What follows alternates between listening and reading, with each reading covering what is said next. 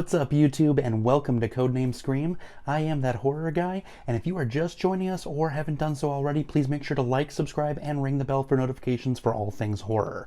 Welcome to another episode of With That Being Said. As promised, I did tell everyone that I was going to cover my top 5 favorite horror films of all time. We have covered a few of them throughout previous episodes of With That Being Said, so I felt due to that, we're going to go in reverse order. Normally you go from 5 to 1. We're just going to go from my favorite and then back to 5, because why not? We're going to throw things on its head a little bit here. I've Easter egged this plenty of times in multiple episodes. I've said it during the live streams on Codename Reaction.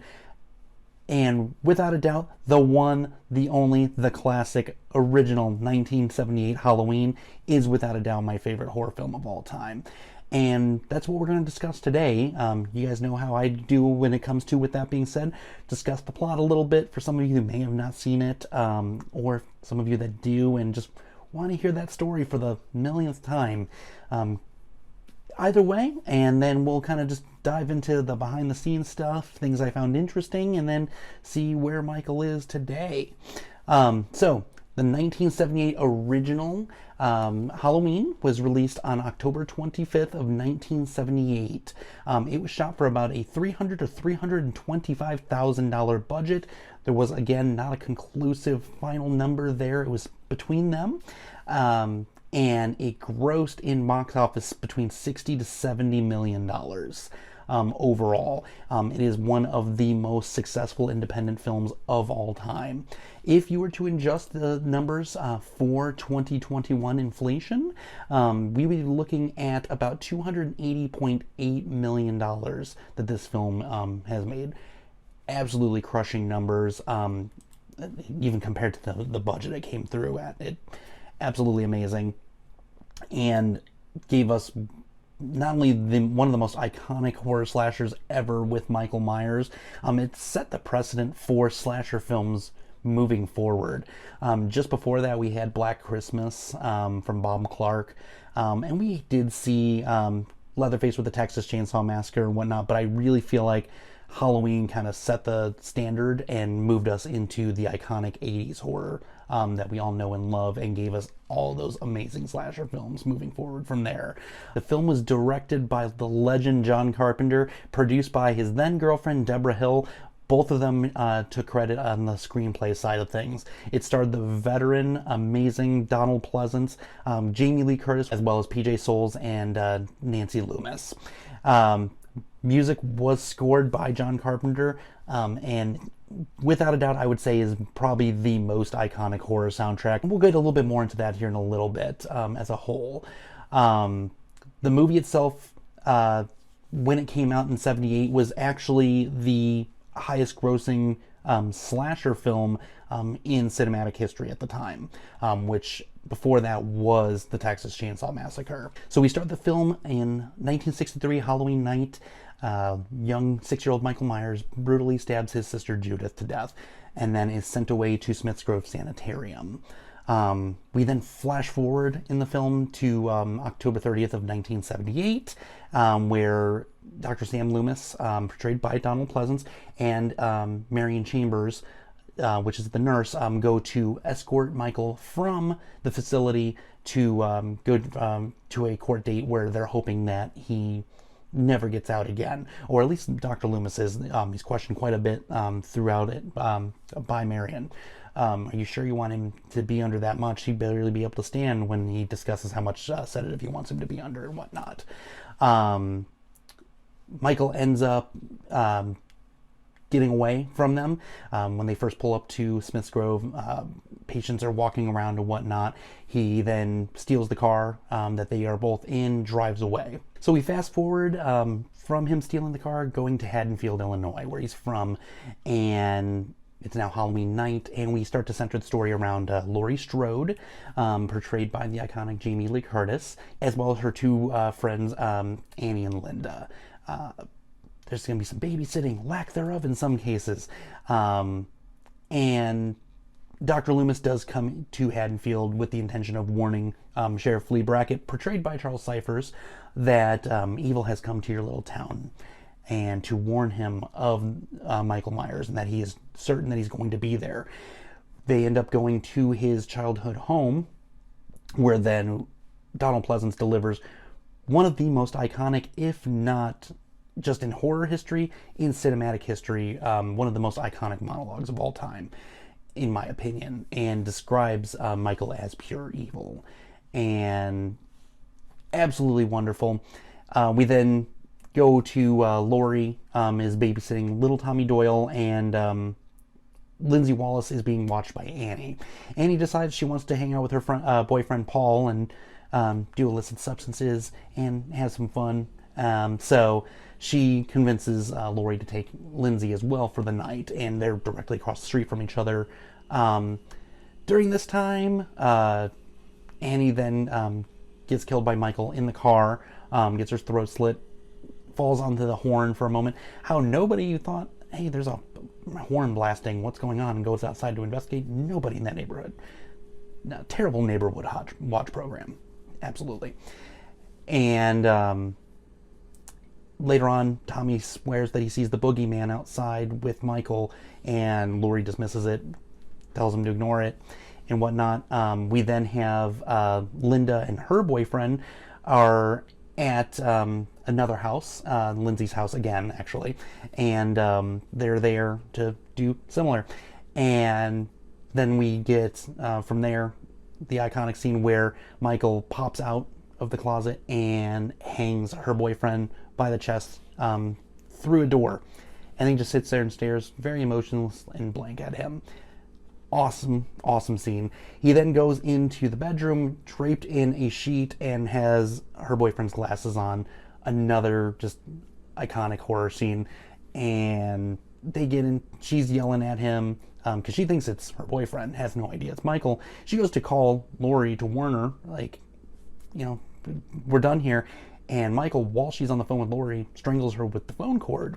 And so Laurie's concerned about that, obviously, wants to know what's going on, goes to investigate, and then that's where we get the classic horror trope of the staged bodies. We have her friend Annie laying across the bed with his sister's gravestone for that he had stolen earlier in the film, and then she's got the boyfriend swings down from a closet, and then Linda's tucked away in a closet as well. She obviously freaks out, and then we get the chase scene and get that just epic score from John Carpenter. You can't beat it. And we jump ahead a little bit here. Sam Loomis is in the neighborhood, and we have Tommy and Lindsay running out of the house screaming.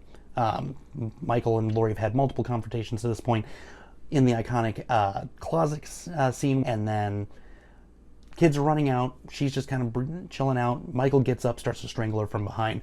Sam Loomis is outside, sees the kids running, goes into the house. Laurie somehow is able to pull Michael's mask off and unmask him. After he adjusts the mask, Loomis pops him once. He falls back, and he's in the bedroom. He follows him into the room. You just see the shape, the lighting choice in this film was just incredible. And then he proceeds to fire off 5 more rounds.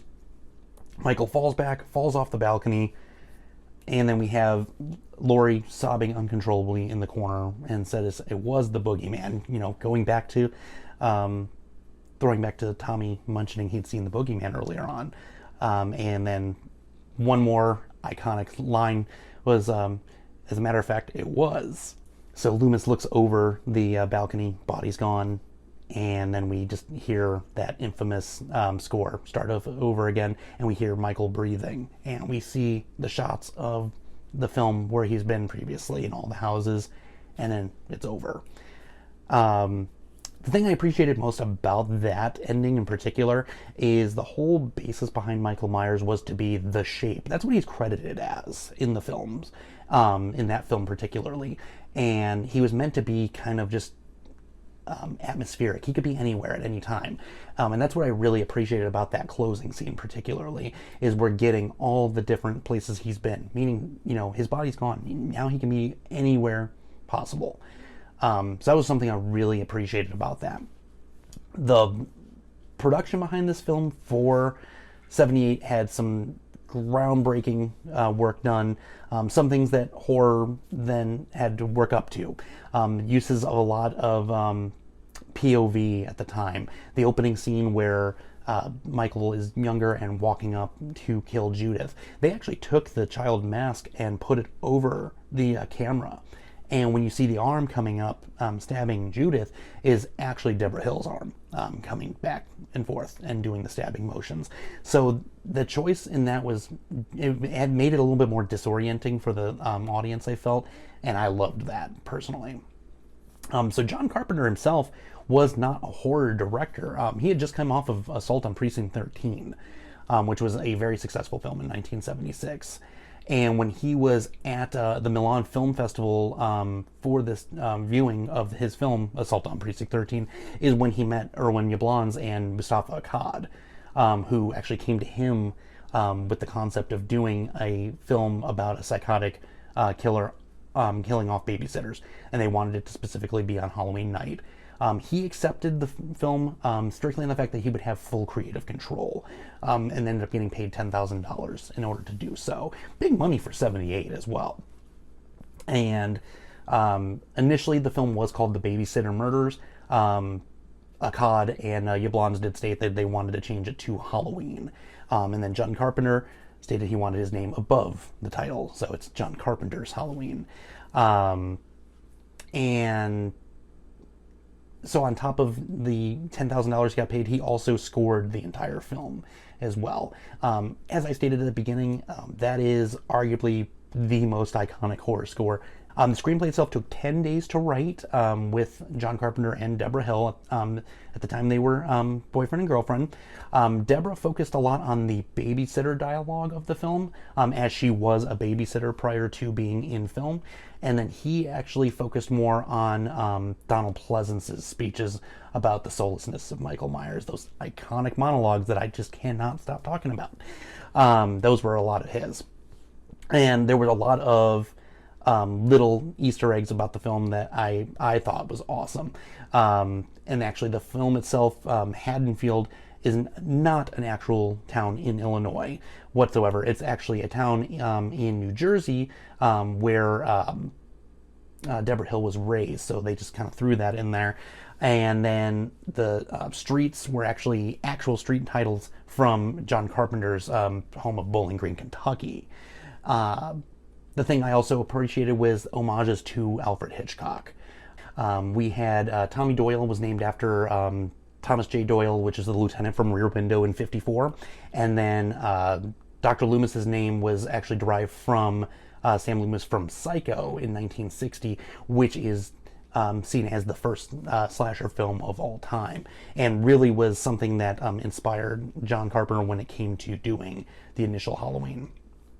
And when he did the initial Halloween, John Carpenter's whole entire get-up with the film was that he wanted Michael Myers to be based on old-style folklore, like about small towns, where every small town has got that, haunted house story, and that was kind of his spin on it. And that was, again, going back to the whole Michael Myers was the shape, more of an atmospheric character, was not an in-your-face brutal slasher. So that was the thing that stood out above the rest of the films, I felt like, at the time. Nothing has been done still to this day. I feel like this film not only set the precedent for a slasher film, it stands on its own. It still stands today, even when you got down to the casting side of things. Donald Pleasance, phenomenal choice for Sam Loomis. There were a couple of gentlemen that were lined up to take it first. Peter Cushing, iconic horror actor. He initially was slotted to take the role for Loomis, but they actually, his agent rejected it because Carpenter offered such a low salary. Next in line was another absolutely iconic horror actor with Christopher Lee. He was approached for it. He turned it down, but has later on gone on to say that this was the biggest mistake he made during his entire career, not accepting this role. And absolutely agreed. I still to this day would love to have imagined what Christopher Lee in this role would have brought. We would have gotten those dark, Hammer style vibes, I feel like, versus the very polished actual doctor veteran actor feels that Donald Pleasance gave us. Then we have Jamie Lee Curtis. When she got cast, she actually didn't want Laurie. She wanted to fall into either one of the Annie or Lindas because she felt like her personality fit that better.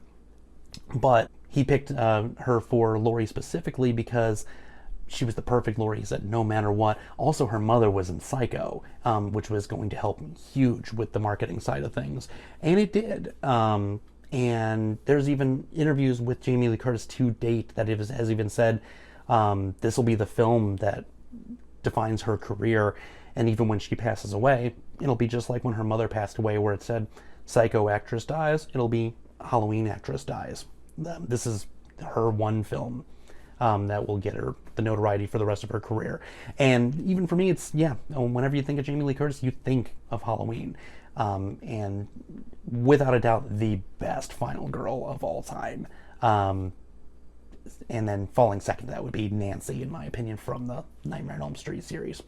But the film itself went into a $300,000 to $325,000 budget.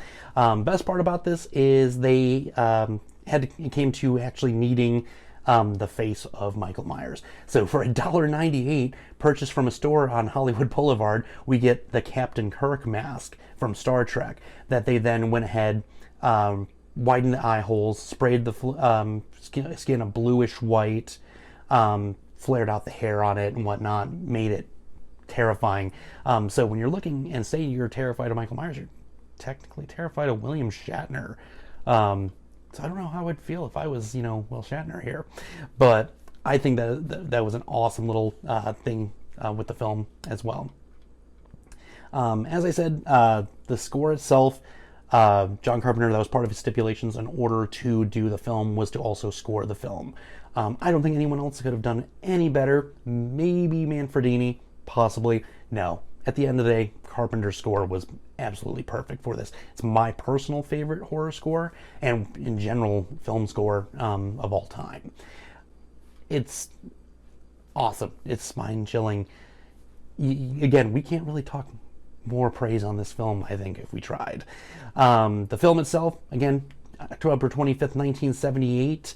Film was a huge success overall. We didn't until 1980 see it where it actually moved over to television. And the reason I bring this up specifically, obviously television stations eventually will start airing horror films as they get closer to Halloween days. But specifically with this one, NBC got the rights for $3 million in 1980. And to fill the 2-hour time slot necessary, because the film just fell short of that, during production on Halloween 2, they went back and reshot scenes that were added in to Halloween. So you actually will see those scenes in special editions as deleted scenes. I didn't know about those when I first saw this film. Actually, when I was finally able to first sit through this film ever, I had a VHS copy. And that didn't exist on that VHS copy.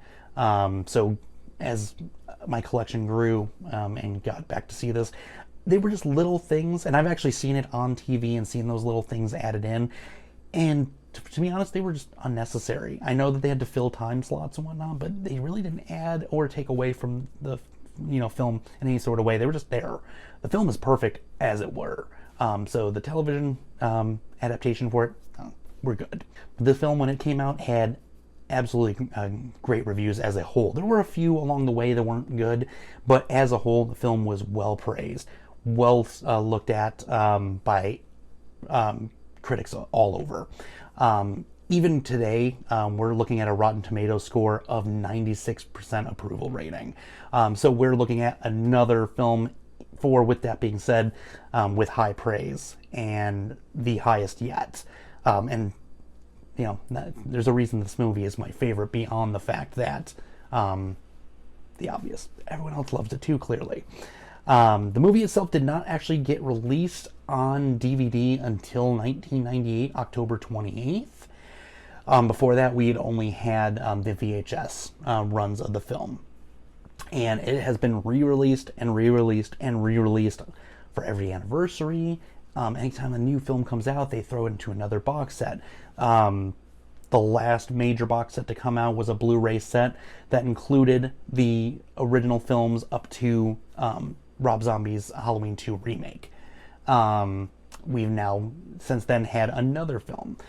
As I stated in last week's, with that being said, there are multiple canon storylines throughout Halloween as a whole. It makes things a little confusing for some, so I'm just going to air this out right now. I did it then, but I'm going to do it one more time.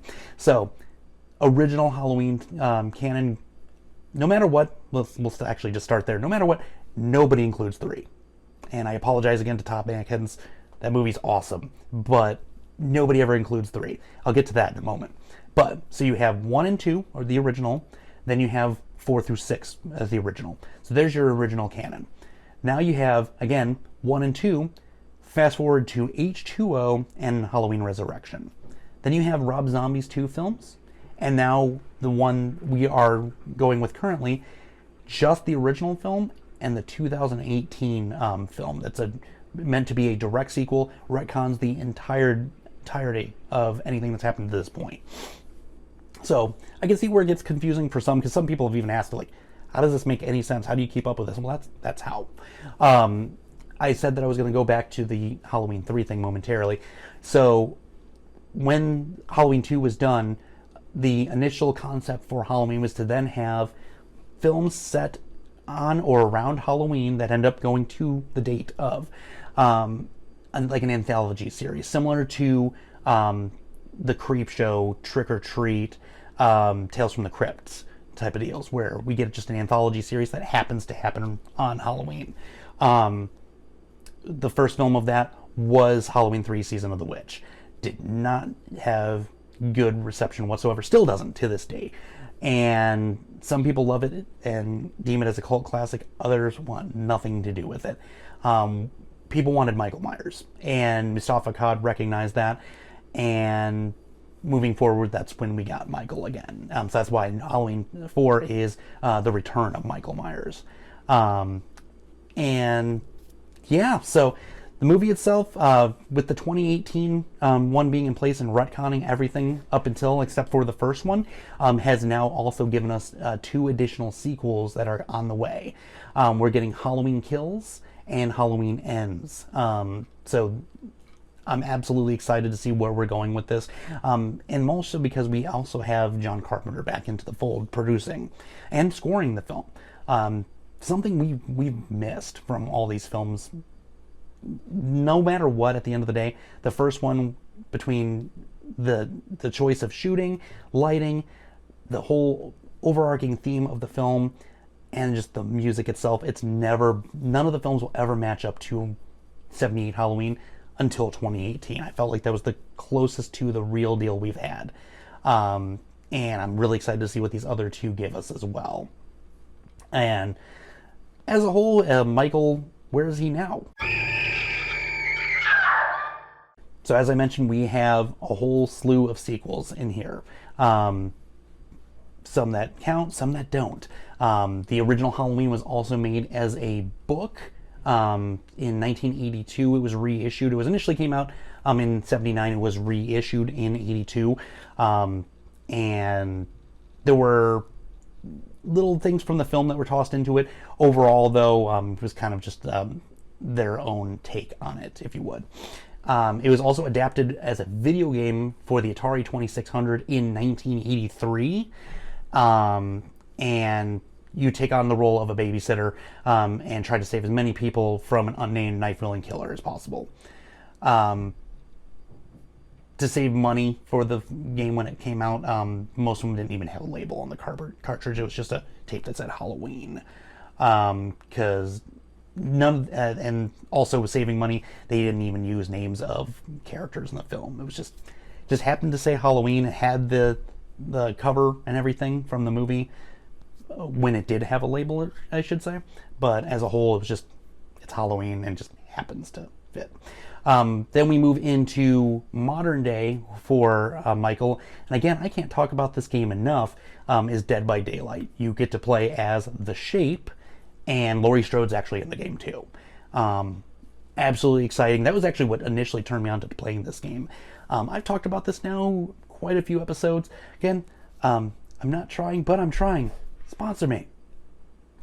So that's what I've got as far as Halloween is concerned, and just kind of where we're at as Michael as a whole. What do you guys think of Michael? What was your favorite Halloween film? If it could be this one, or it could be a sequel. Let's talk about it below in the comments. Send me a message on Instagram. Send me a message on Twitter. Email me. Let's talk. Obviously, Michael Myers is my absolute favorite, so I can talk for days. So be prepared if you do decide. But make sure to cast in your last-minute votes here for Michael Myers and Richard Ramirez. I will announce the winner of that next Tuesday when we do our final girl, final first round, which is Laurie Strode against Sydney Prescott. So with that being said, scare you later, YouTube.